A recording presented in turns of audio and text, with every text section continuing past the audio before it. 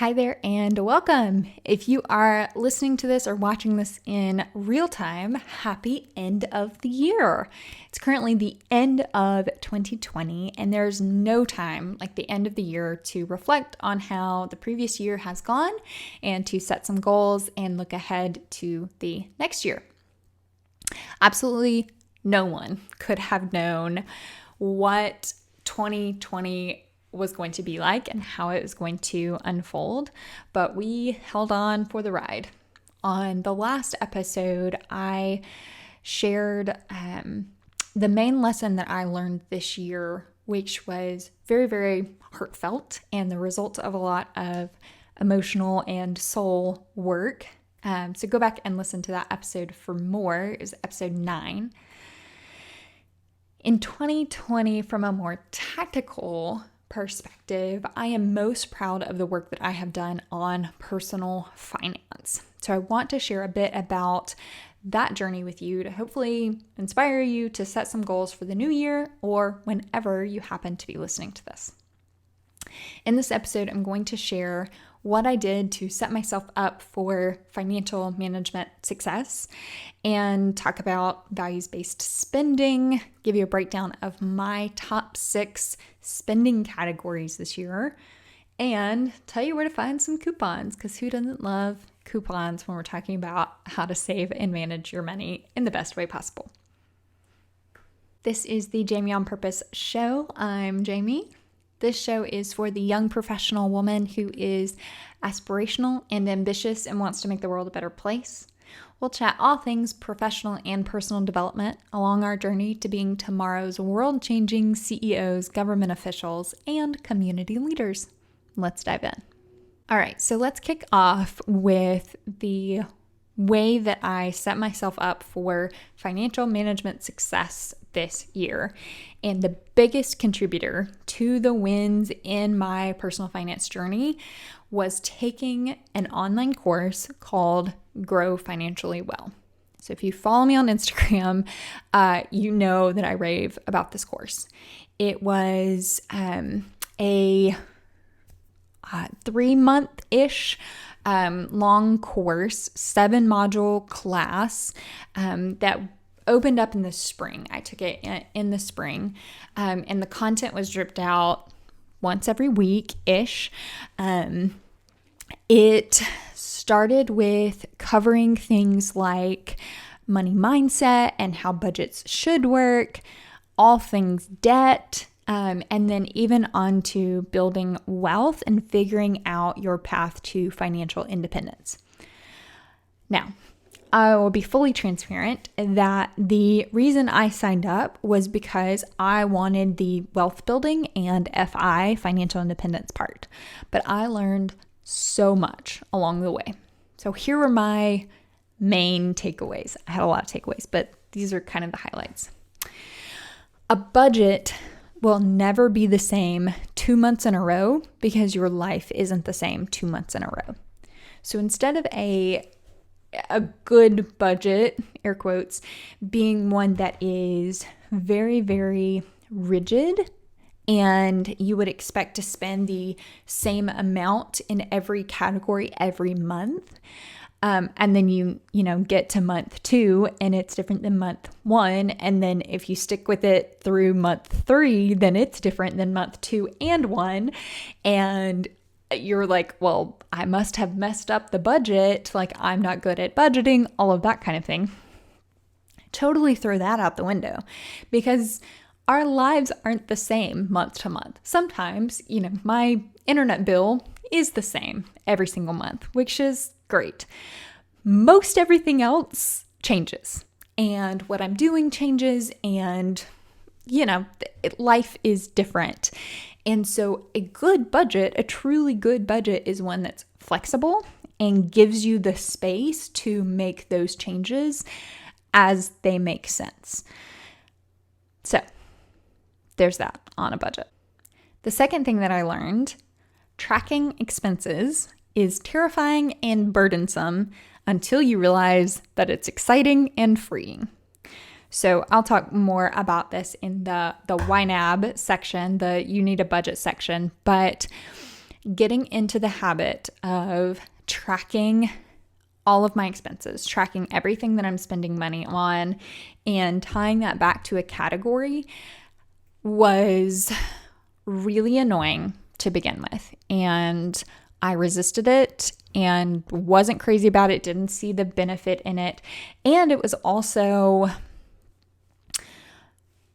there was a little bit of shame in it because I was seeing these purchases that I made that may or may not be fully in alignment with my values and my longer term goals. And I had to own up to the random $55 Amazon purchase and say, after the fact, like, all right, how am I going to pay for this? And with the budget part of that and assigning an expense to a budget, there were times when I had to take money out of my beach condo fund to pay for the random gadget that I just had to have from Amazon.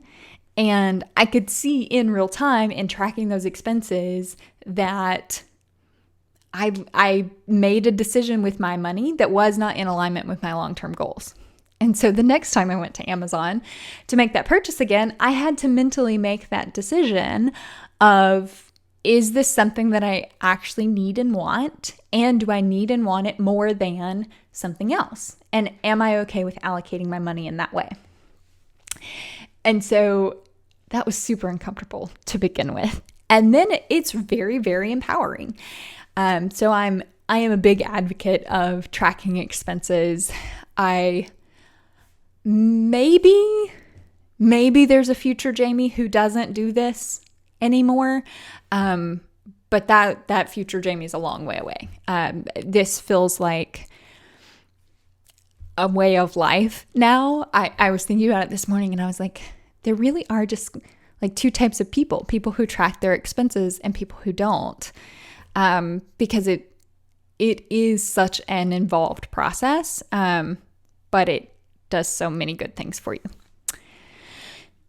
All right. The third thing that I learned from this Grow Financially Well course, retirement accounts should be rebranded as tax advantaged investment accounts, because you can get to the money before the IRS deemed retirement age. And yes, there are some penalties in some scenarios, but if you do it right, then the good outweighs the bad. So if you want to go on more of the quote unquote traditional route where you do work until what the IRS or the government says is your retirement age, then yes, maybe that is your path. If you're not looking to do that, which I'll talk a little bit more about financial independence in just a moment, if that's more your route, then investing in retirement accounts, so a 401k, an IRA, 403b, I think is the nonprofit one. Those are very wonderful places to invest because you get some sort of tax benefit either when you put money in or when you take it out. I am not a financial advisor in any capacity, so I'm certainly not giving you advice, but that was a really interesting epiphany for me because I was hesitating to max out my 401k or my IRA. I did not max out my 401k. I did max out my IRA this year, which was exciting. I was hesitating to do that because I was like, oh, but then I won't be able to get that money until I'm in my 60s. Versus if I just put it in this brokerage account, then I can get to it whenever. But there's ways to get to it, which is cool. So the fourth takeaway is that investing in the stock market is really not risky in the long term. And it is one of the only ways to create wealth. So there is a wealth of knowledge here around investing and all of that. But the takeaway here is that unless you are part of a wealthy family or something like that, or you just happen to make it super big with your business, or you get really into maybe real estate, the only other way that you can truly generate wealth for yourself, for your family, for generations to come is by investing in the stock market. And there are dumb ways to invest in the stock market, and there are smart ways. And some might even say lazy ways. I advocate for the ways that make sense and aren't very difficult. The book that I read that really helped me with this is called The Simple Path to Wealth. That lays it all out for you. Essentially, my investing strategy is based on that book, and also from what I learned in Grow Financially Well from Darcy, who recommended this book. So that is certainly a takeaway. Both of my parents, so my dad worked for the state and my mom was a teacher. So they both had non-stock market related retirement plans. So, when I was learning about what's a 401k and that sort of thing, like they are familiar with it as a concept, but not so much the ins and outs of what really is a 401k, how does stock market work, all of that. So all of the learnings that I have done have been books and articles and this course, this Grow Financially Well course. So I talk about it a ton. It is run by Darcy from the Green Bites Project. So if you're interested in the course, I'm pretty sure she'll open it up again in January. But it's on a rolling basis. It's like a cohort style kind of. So a group of people come in either in, when it opens. And so however many of you that there are go through it together. There's like Zoom Q&A sessions and all of that good stuff. So if you're interested in that, if you're following me on Instagram, I'll be talking about it again when it opens. But you can also follow Darcy. Her Instagram is Green Bites Project. So go follow her, support her. Kick-ass woman doing fantastic things out in the world, which, I love. That's like basically my love language. So that was the first part is just taking Grow Financially Well, really diving into the basics of personal finance and learning those key takeaways that I just shared. So along with Grow Financially Well, in order to create a budget that was flexible and to track expenses in a way that made sense and didn't make me crazy, I started using a budgeting software called You Need a Budget. And its acronym are the letters YNAB, that is pronounced YNAB. So if you hear me say YNAB, it's the budgeting software You Need a Budget. And it's kind of funny because it truly has like a cult following. I'm part of one of the fan groups on Facebook, and people just love YNAB. And there's so many stellar testimonials about how much this software has changed people's lives. And I'm not sure that I'm to the point where I could say oh yeah, this has definitely changed my life, but it has absolutely given me the tools that I needed to get a handle on my personal finance. Money coming in, where am I spending it? What are my savings goals? What are sinking funds? Sinking funds. I could talk about those all day. I'll give you a little preview. So sinking fund, the story goes that you buy a house and in 10 years that the roof is going to sink in. So sinking is for the sinking roof.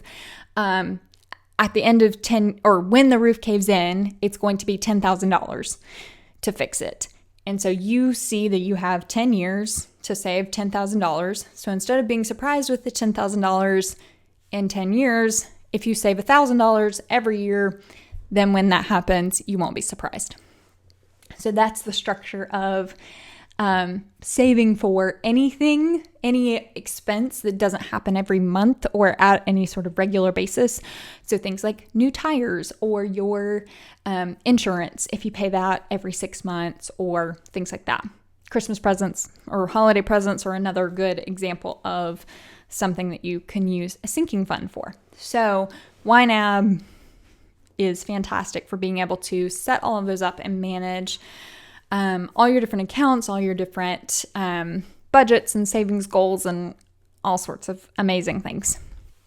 It also has it has some built-in reports, but it also has a browser extension that you can get that gives you all sorts of fun other reports, which is actually what I'm going to read from in a moment when we talk through my top 6 spending categories for this year. What else about YNAB? It has a heck of a learning curve. So it took a while for me to figure it out. I'm going to just kind of break in here and say that that is something else that is really, really critical about kind of getting a handle on your personal finance. Is it cannot happen in a week. It cannot happen in a really intense weekend. It really won't even happen in a month. And here's why. Personally, I get paid twice a month. So I get paid on the 15th and the last day of the month. So I only have 2 times a month that I get money in, and then I can turn around and actually build a budget based on that. So when I was first trying to figure out YNAB and trying to fund these different goals and an emergency fund and all of that, I was getting frustrated because I was like, but I just want to be done. Like, just tell me all, like, I want to have it figured out. And that's just not the nature of personal finance. It doesn't happen quickly. And so if you can have patience with it and stick with it, when you do get paid, go in, do the good stuff that you need to do. And then eventually you kind of get on par with it. And then it feels really fun and exciting when those paydays happen and you can go in and allocate things as needed. So if this inspires you to go on your own personal finance journey, if you want to start using YNAB or saving for sinking funds or whatever, know that it will probably take you at least a couple months before you really feel like you're gaining traction. And it, for me, probably took closer to 4 or 5 before I was like, oh, like I can really see the difference that this is making, and it's totally worth the effort to do this. Going back to YNAB, it is a software that you pay for. I want to say it's like 80 something bucks a year. If you're interested in it, I do have a coupon for your first month free. So if you just go to jamieonpurpose.com/coupon, there's a whole list of them that YNAB is one of them. If you sign up with that link, then you get a free month and I get a free month, which is super fun. But I have heard before that people say, why would you spend money on something that's trying to help you save money? Or not if you're already broke and you're trying to figure out your money and then you have to spend money on something else. So it's totally worth it. You will earn back that money just by the visibility and being able to track things and being on top of things. It's like hiring a personal trainer, right? You have to spend money, but you earn back in dividends the investment that you make. So even with that, with your free month, I didn't have it after a month. I had to be in it for several more months before I figured it all out and felt really confident and could become part of the, I was going to say evangelists. I guess that works. Yeah. So, spreading the good news about YNAB, everyone should do it. All right, so another big part of setting myself up for success, and something that I learned from Grow Financially Well, is what your FI number is. So I am now all into learning about financial independence, which is FI. You might also hear it as FIRE, Financial Independence Retire Early. So those are similar things, not exactly the same, but similar. So I'm all learning all about that and tax strategy, all the things. And it is truthfully a very complicated process. If you're really going down the route of FI or FIRE, it can get really strange and very complicated. But the good news is that there is a pretty quick way to kind of dip your toes in the water of FI. And that is by calculating your FI number. So this number is the amount of money that you need so you can live off your investments rather than an income or an income from a job, right? So at that point, you no longer technically need a job that is paying you money because you don't need income from that job to pay for your bills because your investments are generating enough interest and dividends and all of that good stuff to then be able to pull money from that and live on that money. So there are some assumptions baked into that, obviously, and it's that is the very easy way to calculate it, and we'll get into the actual calculation in a second. But it is a pretty solid estimate. It's a good way to, like I said earlier, dip your toes in. So to calculate this number, take your yearly expenses. So this is the amount of money that you currently spend in a year, or how much you would like to spend in FI. So that could be higher or could be lower than what you're currently spending. But that is your general how much money you want to spend. So let's see, let's say that you spend $4,000 a month between your rent or your mortgage, groceries, a car payment, whatever it is, $4,000 a month times 12. So you spend $48,000 a year. That is your yearly expenses, right? So it's not like your salary is this much, don't account for taxes or anything yet. Just this is how much money you spend. This is the amount, your expenses that you will need. So then you take that number, so we've got 48,000, and multiply that by 25. So that gets you $1.2 million, which sounds like a lot. You'd be a millionaire. Isn't that cool? But that is your FI number. That's how much money you need in your savings and investments to piece out from working.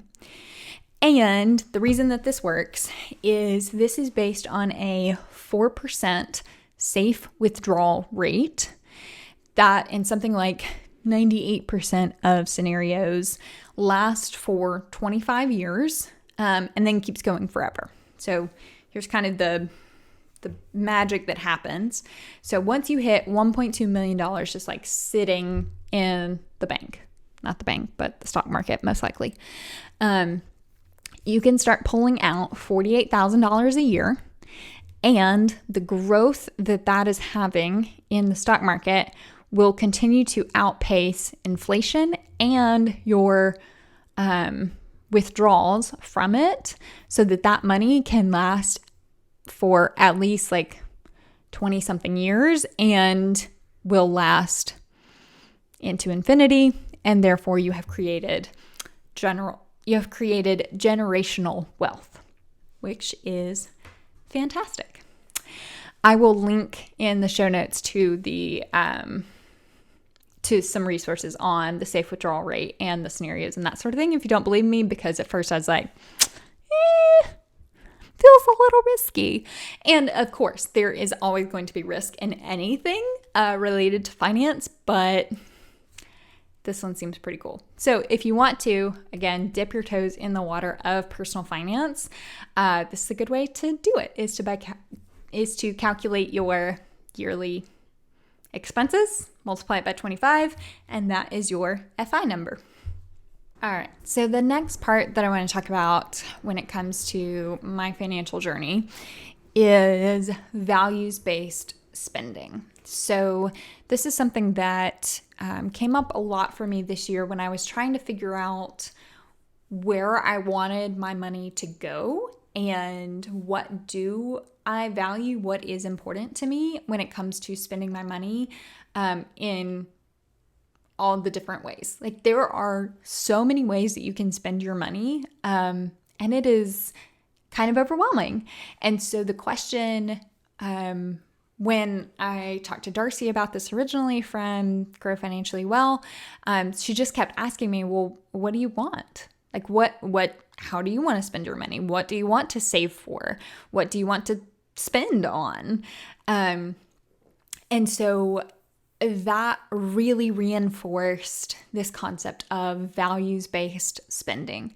So hopefully you have done your core values. You know your core values. If that's new to you, go back to episode 3, which is all about core values, defining your core values, and how to create a blueprint for your life. One of those is finance. So how do your values apply to your personal finance? And you can find that at jamieonpurpose.com/3 is episode number 3. And so I spent a lot of time thinking about that this year and thinking about what do I want for my life and how can I make my personal finance stuff match what's important to me and what I say is important to me. How can I make those match and be in alignment? So in saying that, there came a moment recently when I was like, all right, like I got to do a reality check to see if I am really walking the walk and not just talking. And so I opened up YNAB. You need a budget software, and the toolkit report. So that's the browser extension. One of their reports is spending by Payee. So it gives you a list of the top payees from all of your recorded transactions. And it was really interesting to see. It's slightly different. It was more insightful to me than the spending by category, just from the way that I have my budget set up, because I could see like which individual people or merchants did I spend the most money at this year. So a little caveat, I'm gonna give the payee and the percentage. The percentage is of my take-home pay, so that is after tax. That's after my 401k contribution and my HSA contribution. So of the money that actually hit my checking account, this is how it all shook out. So my number one expense, coming in at 31% of my take-home pay, was my rent. So I am a homebody. I'm an introvert, and my home space has always been really important to me. I live in Dallas proper, which I really love. So I have always been fine paying a bit of a premium for my home. A space that feels really good to me, feels like home to me. Somewhere where I can relax and do all the things that I want to do in my home. So I'm currently in a 2-bedroom, 1.5 bath. One of the rooms that I'm sitting in right now is my yoga workout room / office. And all of this was true before the pandemic, But this year it has been more valuable than ever to have a dedicated workspace and a dedicated spot to be able to exercise in my house. So I have more than ever been really, really grateful and really willing to pay that much of a chunk of my income towards a place that I love to live. All right, second one coming in at 12% are investments. So I invest with, I pronounce it Ellevest. It might just be Elvest. It is a woman-owned and run and founded, all of the things. And I specifically invest in what they call their impact portfolio. So it's index funds of companies that are doing good things in the world. So I have 2 brokerage accounts there and my IRA. And this year was the first time, I mentioned this earlier, that I actually maxed out my Roth IRA, which was very exciting. I felt very excited to do that. Felt like a big step. So 12% went to investments. Number 3, 8% went to my car payment. I got a brand new Toyota RAV4 in early 2020, like January 2nd, basically. Planning to drive it every day in my daily commute. So while that certainly didn't happen, since I've been working from home since March, it was a massive upgrade to get this car, and it really has been a game changer for the many road trips of this year. So my car has now been up to Oklahoma. She's gone to Colorado, drove up Pikes Peak all the way up there, and back and forth to my family in Alabama several times. The safety features, Apple CarPlay, all of that has made those trips so much better and more tolerable. So while it was certainly not what I was expecting for my car experience this year, I am really grateful that I got that car. I don't know if I would get another brand new car, but here we are. I'm also paying over the minimum amount on the loan. That's my only debt is that car payment. So trying to knock it out earlier as much as I can. And that's also part of your net worth, right? Because that's the assets that you're gathering in investments and that sort of thing, minus your debt. So trying to lessen the debt and increase the assets, higher net worth. What number are we on? 1, 2, 3, 4. Number 4. 8% also was Amazon. So the part of me that really values buying from small business and Amazon is like possibly ruining the world doesn't love this part. So far as we're walking through it, I really love the way that this whole report is looking. I think that I am living and spending my money on things that are in alignment with my values. When I saw the Amazon one, I was like, oh, gross. And then I looked a little bit closer, and the biggest expense probably of the whole year, I should go look at that. But the single biggest expense, at least from Amazon, was my new camera. So I did get the Canon R6 this year that if you're watching this on YouTube, then you see the beautiful Canon R6 with the 35mm 1.8 RF lens. That was a big splurge for myself this year. I love taking pictures. This is their new fancy mirrorless one, and I have loved it so far. So that probably took up, I don't know, 4%. It was probably half. No, it was probably like 3/4 of everything that I bought from Amazon this year was this camera and this lens. So if you take that out of the equation, then Amazon drops out of my top 6. But I did get the camera and I did get it from Amazon. I tried to get it from Canon and it was not a good experience. So I got it from Amazon. So there's that. Number 5 was 5% Genesis Women's Shelter. So I am really proud that this one is on here. Last fall maybe, I became a monthly donor to Genesis Women's Shelter. So it's a local shelter here in Dallas that support women and families of domestic abuse and domestic violence, which is a wonderful cause, and I am so thrilled to support them in this way and by being a monthly donor to them.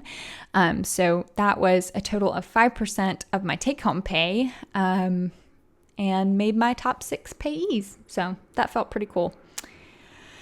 The 6th one here, coming in at 4%, was my therapist. So I could look and see the actual number of visits that we had this year, most of them on Zoom, but this year has been crazy for a lot of reasons, and I have been really grateful to have a therapist who knows me very well, and is able to kind of flex between therapy and more like life coaching, honestly. So I've said this analogy before. It's when I started therapy, I was in the thick of anxiety and depression, was depressed, needed antidepressant medication to emerge from that and become my usual self, and was really battling anxiety and didn't know how to manage it and all of the things. And so at that point, when I met her, she was basically like a physical therapist would be for a physical injury. So she gave me like very specific ways to manage an injury and ways to heal and exercises and mindset things and all of that. So that's where we started. And then as I became healthy, was able to get out of the depression and manage my anxiety better, she has kind of shifted to be more of like a personal trainer. So physically, I am healthy and whole, but I know there's ways that I can get even better. Like maybe there's still triggers and there's still things that I have to actively manage and pay attention to. And she, in that way, is really fantastic at helping me go from being healthy and make me happy and healthy and fulfilled and better in all of the ways. And so that's why I have continued to see her. And there are certainly days, this year, oh my gosh, that I have absolutely dipped into really severe anxiety, depression, maybe not a full depression, because those are bad. One day I'll share about those, but certainly depressive episodes, down days, as Glennon calls them in Untamed. And so having her there, our every other week appointments have been really critical to me making it through this year. And so I kind of chuckled when I saw her. And that is the reason that I have a top 6 and not a top 5, because I felt like that was worthy of bringing up and talking about, because therapy is amazing. And I am so fortunate that I can spend the money, and I do have the flexibility in my schedule to be able to have regular meetings with a therapist. So, all right, that is the top 6 of my toolkit report, spending by payees, which was pretty interesting. And the takeaway there, I did pretty well. I did, my finances were a very proud reflection of the life that I want to live. And so that was a very validating report to see. Proud of myself, proud of the choices that I made this year. And another plug for YNAB, I would not have had the visibility into that if I hadn't been tracking all of my expenses and if I hadn't been allocating them to certain categories and all of that. So, this time next year we'll revisit again and see how year over year it looks. But overall, that was a very interesting exercise. If you have the ability to do something similar, I highly recommend it. So the last thing, coupons. So I talked about this earlier. Coupons are a great way to, save some money. And specifically for YNAB, I highly recommend give it a month, test it out, watch the YouTube videos, give it some time, try some things. It took me a while to figure out again. So if you have any questions that I can answer, I'd love to help. But yeah, just let me know. So if you go to jamieonpurpose.com/coupons, that'll take you to the page where I have a whole list of coupons. So I'm just glancing at it right now. I have YNAB Scribed, which is, it's kind of like Audible and Kindle. So it has both audiobooks and ebooks on there. A pretty vast library, and you just pay one monthly fee, monthly membership cost. So with this coupon, you can get a month free. Home Chef. So I straight up did not know how to cook before I started getting Home Chef. So you can get $35 off your order to get some meals delivered to your house ready to cook. Primally Pure is the skincare that I use, that I love. It's all natural, non-toxic, supports a woman-owned business, smells amazing. So highly recommend that. You can get 10% off your order. Rothy's, the shoes that are made from, I think, water bottles. I don't know. There's some sustainable factor to them. I have to admit, I did not love them at first. They took a really long time to break in, but now they are my go-to flats. I really like them a lot. I have the Point, and you can get $20 off your order. And then the last one is CauseBox. So I was very wary of the subscription boxes for a very long time, and I've only gotten one box so far from CauseBox, but all of their items are ethically made, sustainably sourced, cruelty-free, all around high quality, good, fair wages are paid to all of the companies that they source them from. So I did really like the first box that I got, and I'll probably keep most everything, but the backup idea to that is, even if you don't love everything, these are good enough quality that I would feel totally comfortable regifting them to someone else. So that's what tips of the scales for me in joining CauseBox. So if you sign up with this link, you can get, it's a face brush. It's the PMD Microderm. Oh no, that's not the brush. It's the sucky thing. It gets all the nastiness out of your face. So you can get one of those if you sign up, which seems very exciting. So that's just a quick little overview of some coupons that I have for you if you're interested in that. And thank you so much for being here. Thanks for listening to my financial journey this year. It has been a really big differentiator in how in control I feel about my life and my financial future. And I highly recommend it to everyone. And yeah, find what works for you. That's the whole thing about personal development, personal finance. It's got to be personal to you. So find what works for you. And if you have any questions, as always, let me know. Thanks for being here. I'll see you next time.